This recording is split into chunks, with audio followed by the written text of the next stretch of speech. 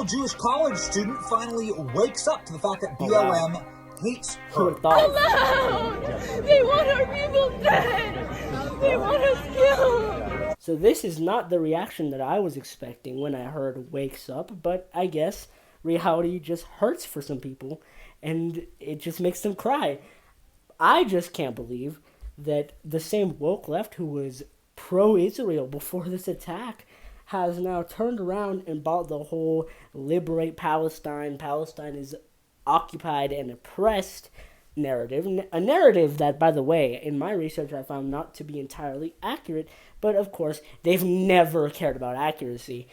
But there's a few reasons this happened, and it's because of their fundamental ideologies.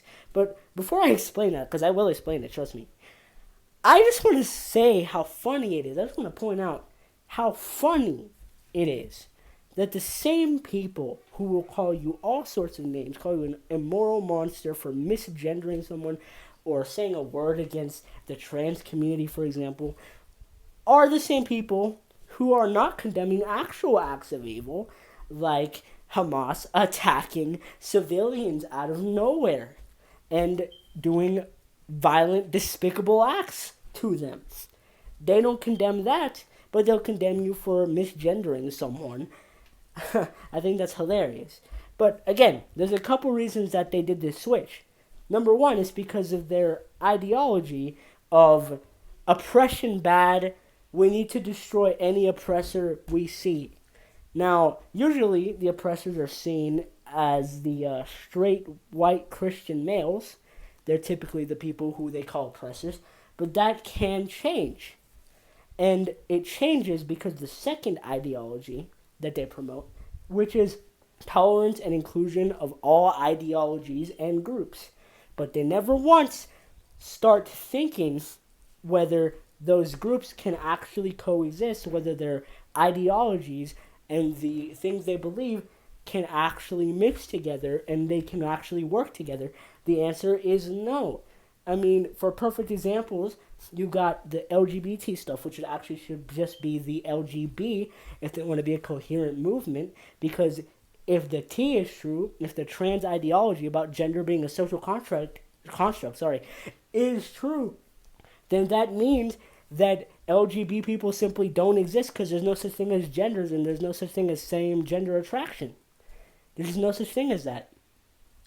And that's why they're currently fighting each other at the moment. They also thought that the Muslims would be accepting of the gays, and they were sorely mistaken, and now are disappointed and see them as traitors to them, when they should have known all along, if they did some basic research, that their religion is completely opposed to that. So my point with this is, they have all these groups that don't actually get along because they're fundamentally different. Because as they love to say, everybody's different. They love to say that, right?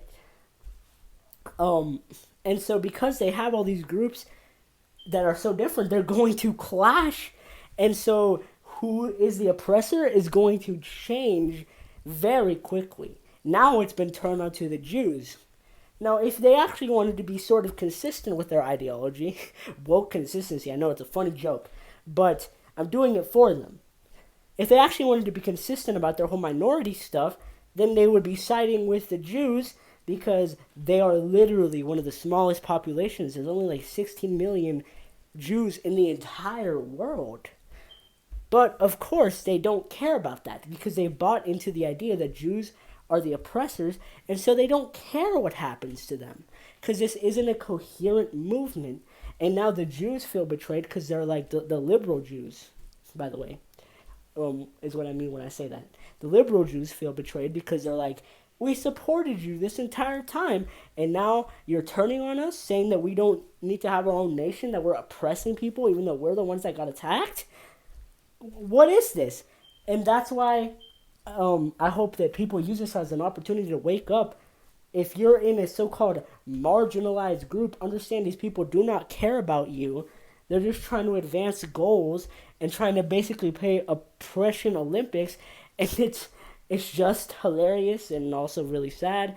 But there's no reason to be in that mess. And you can say whatever you want about the right wing in the United States and how divided it is at the moment. But we do not have this problem where we are imposing ideologies, trying to mix them together, ideologies that simply do not fit together and are fundamentally opposed to each other, so much so that our entire movement falls apart at its core.